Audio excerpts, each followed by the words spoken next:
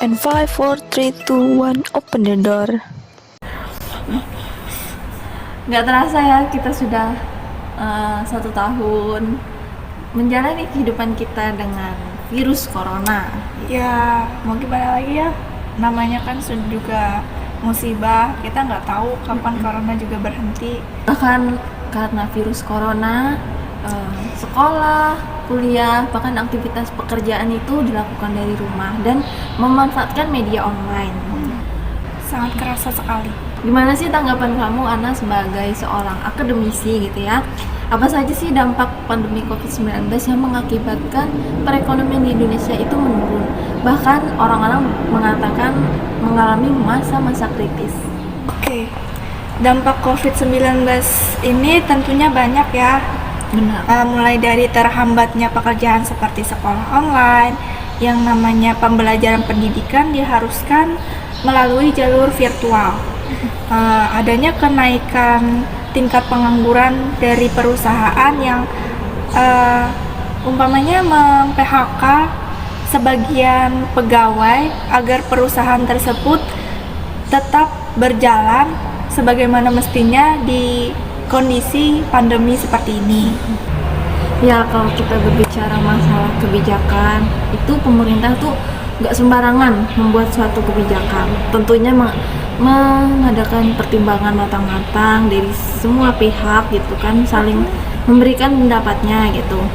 Kalau pendapat saya pribadi sebagai masyarakat, bukan seharusnya kita mengungkit atau menyalahi pemerintah jika kebijakan-kebijakan ini tuh tidak terlaksana gitu atau belum tepat sasaran. Sebab dengan membuat suatu kebijakan seperti pada masa pandemi ini kan, tentunya kita nggak bisa melihat ke satu arah saja, perlu keadilan dalam membuat kebijakan ini agar semua lapisan masyarakat tuh bisa merasakan manfaat dari kebijakan-kebijakan yang diberikan oleh pemerintah. Lagi-lagi sekarang ini tuh ada berita yang bikin masyarakat tuh geram sekali. Coba kita lihat tayangan video berita berikut ini. Publik kembali dibuat kecewa dengan kinerja Kabinet Pemerintahan Jokowi. Dalam sepekan, 2 Menteri Kabinet Indonesia Maju ditetapkan sebagai tersangka atas kasus korupsi. Terakhir, Menteri Sosial Juliari Batubara diduga terlibat kasus korupsi pengadaan dan penyaluran bantuan sosial COVID-19 untuk wilayah Jabodetabek. Pelaku bisa terancam hukuman mati jika terbukti menyelewengkan dana COVID-19 yang merupakan dana bencana. Tega banget sih Mbak, maksudnya kan itu kan duit musibah lagi kayak gini, lagi pandemi kayak gini. Kok bisa-bisanya korupsi duit sebanyak itu? Jauh banget sih. Pertama bansos presiden turun tuh berasnya bagus. Dimasak juga kayaknya masih layak. Kalau sekarang bener-bener jelek banget. Terus perak, terus hitam, terus rasanya juga lain. Kayak beras udah lama di gudang, terus diproduksi lagi. Menteri Sosial Juliari Batubara mengaku telah mengaudit ketat vendor penyedia bantuan. Sekjen Kemensos Hartono Laras juga menyatakan penggunaan anggaran bantuan sosial telah diawasi secara ketat. Kami telah meminta aparat pengawasan internal pemerintah, baik yang ada di internal Kementerian Sosial, yaitu Inspektorat Jenderal Kementerian Sosial, maupun Badan Pengawasan Keuangan Pembangunan BPKP, dan juga aparat penegak hukum untuk melakukan pendampingan, pengawalan, dan tentu pengawasan atas pengelolaan anggaran bantuan sosial. Namun sepandai-pandainya menyimpan bangkai pasti akan terjun juga. Juliari Batubara yang juga politisi PDI Perjuangan ini diduga menerima jatah fee sebesar Rp10.000 per paket sembako senilai Rp300.000. Ia diduga menerima 17 miliar dari vendor penyedia komoditas bantuan untuk keperluan pribadi. Seperti termaktub dalam Pasal 2 Ayat 2 Undang-Undang Tipikor, korupsi pengelolaan dana tertentu termasuk dana bencana bisa diancam dengan hukuman mati. Setelah melihat berita tadi, diduga Menteri Sosial Juliari menerima uang 17 miliar dari tersangka korupsi bansos COVID-19 yakni pejabat pembuat komitmen dalam pengadaan dan penyaluran bansos untuk penanggulangan COVID-19 yang berinisial MGS dan AW. Gimana nggak geram ya saat masa-masa kritis, masa-masa sulit seperti ini ada saja sih. Bahkan mereka ini bisa dibilang pejabat yang ikut turun tangan dalam membantu penanganan COVID-19 seperti itu.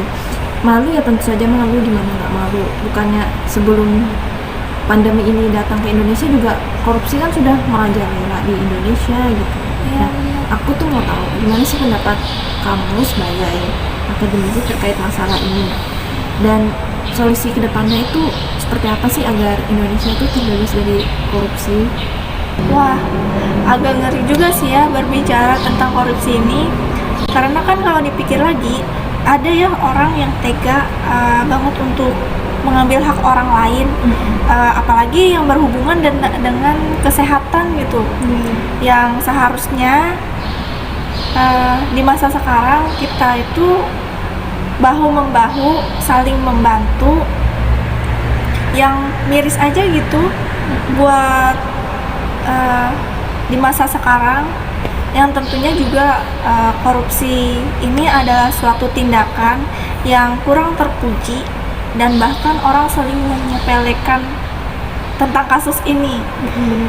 Dia itu kayak angin lalu gitu, berita-berita yang menggambarkan kalau korupsi ini harusnya dihukum dengan cara yang adil, tapi terkadang berita-berita tersebut hilang tersapu angin, kayak seperti orang itu nggak peduli sama sekali dengan korupsi itu. Kan yang korupsi dia, otomatis kita nggak ada salah apa-apa dong. Seharusnya karena dia yang melakukan korupsi, kita juga harusnya, kok bisa ya itu orang tersebut korupsi padahal dia juga punya keluarga, dan keluarga itu pastinya berdampak juga. Ada yang sampai kena anaknya kena bully gara-gara si ayahnya atau si ibunya tersangka korupsi tadi. Nah, ini seperti itu sih. Benar sekali sih pendapat Diana. Nah, korupsi ini kan termasuk perbuatan yang haram kan. Di dalam Islam juga perbuatan ini tuh sangat tercela gitu kan. Dampaknya itu bukan untuk diri sendiri tetapi juga orang lain gitu kan. Mulai dari keluarga, teman-teman, bahkan lingkungan tempat dia tinggal juga pasti akan berdampak banget. Apalagi kayak korupsi penggelapan dana COVID-19 ini yang seharusnya kan digunakan dan diberikan oleh masyarakat yang tidak mampu, masyarakat yang berhak lah untuk mendapatkannya. Karena di dalamnya itu kan uang gitu kan. Dalam ekonomi itu disebut sektor apa sih? Sektor moneter, yang di dalamnya ada hak setiap manusia untuk mendapatkan kesejahteraan mereka gitu kan. Jika korupsi itu semakin merajalela, masyarakat tentunya akan membayar mahal kesejahteraan yang ingin mereka dapatkan gitu. Betul. Ya, setuju banget dengan tanggapan kamu sih, karena selain membuat miris juga untuk negara kita yang dipandang oleh negara lain jadi buruk gitu loh. Dan korupsi ini juga merugikan keluarga mereka yang bahkan ada, seperti kataku tadi, dibully. Keluarga ada yang dibully, bahkan sampai ada yang trauma gara-gara pembulian itu. Jadi seharusnya sih para pejabat bisa mengendalikan dirinya sendiri sih. Benar, ya kan korupsi itu kan nggak cuma merambah satu arah saja kan sebab akibatnya, tetapi juga karena korupsi bisa menimbulkan banyak perkara. Contohnya tuh melemahnya produktivitas masyarakat, melemahnya kemampuan dan kemauan regulasi pemerintah untuk memperjuangkan keadilan ekonomi gitu kan. Terus juga memperparah masalah perekonomian Indonesia yang lagi terpuruk gitu, malah tambah terpuruk lagi dengan adanya korupsi seperti ini gitu. Dampak lainnya juga menurun pada kepercayaan masyarakat terhadap pemerintah Indonesia gitu kan. Selama adanya korupsi ini, ujung-ujungnya juga pembangunan infrastruktur dan peningkatan sumber daya manusia yang sekarang itu pemerintah tuh lagi gencar-gencarnya untuk meningkatkan itu gitu. Dengan adanya korupsi justru menghambat pemerintah Indonesia dalam merealisasikan semua semua tujuan-tujuan itu. Iya betul. Sebenarnya sih peluang Indonesia untuk menjadi negara bersih dan bebas dari korupsi itu cukup besar apabila para pelaku korupsi tersebut tidak menyepelekan masalah rakyat tentang keuangan yang mereka hadapi. Karena kan memang ya yang sangat berpengaruh adalah orang yang memiliki kekayaan yang sangat besar. Ini juga sebenarnya sebagian kekayaan yang mereka miliki ada hak masyarakat yang umpamanya kurang mampu itu. Tapi buat apa sih khawatir kalau harta yang mereka punya itu habis? Toh kan mereka juga akan menikmati kehidupan yang lebih baik dan nyaman karena harta tersebut, dan tidak perlu juga harta mereka bisa diambil oleh pencuri atau masyarakat yang lain gitu. Menarik sekali sih kalau kita ngebahas masalah korupsi dan dampaknya untuk perekonomian di Indonesia kan. Itu pasti butuh waktu berjam-jam untuk menuntaskan masalah ini gitu kan. Iya betul. Pertanyaan terakhir nih, korupsi sebagai salah satu faktor perekonomian di Indonesia itu sulit berkembang gitu kan. Pertanyaannya nih, bagaimana sih solusi pemerintah dan cara yang bisa kita lakukan untuk mengurangi dan mencegah terjadinya korupsi dari kacamata kita nih sebagai calon ekonom gitu kan? Dan menurut saya sendiri ya, sama seperti yang saya bilang tadi, seharusnya harta pejabat publik Indonesia itu perlu dibatasi. Benar. Dan dibuat juga dengan pengendalian yang adil. Kalaupun ada kelebihan dari batas kekayaan yang mereka dapat, maka itu akan menjadi milik negara dan milik rakyat juga. Dan juga diharapkan pemerintah tidak membedakan perlakuan antara pejabat dan masyarakat kecil. Jika adanya hukuman, sehingga jika adanya hukuman yang pantas untuk korupsi tersebut, pemerintah dapat berperilaku yang adil untuk menghukum si korupsi itu sesuai dengan apa yang mereka lakukan, dan itu tidak akan merugikan negara lagi.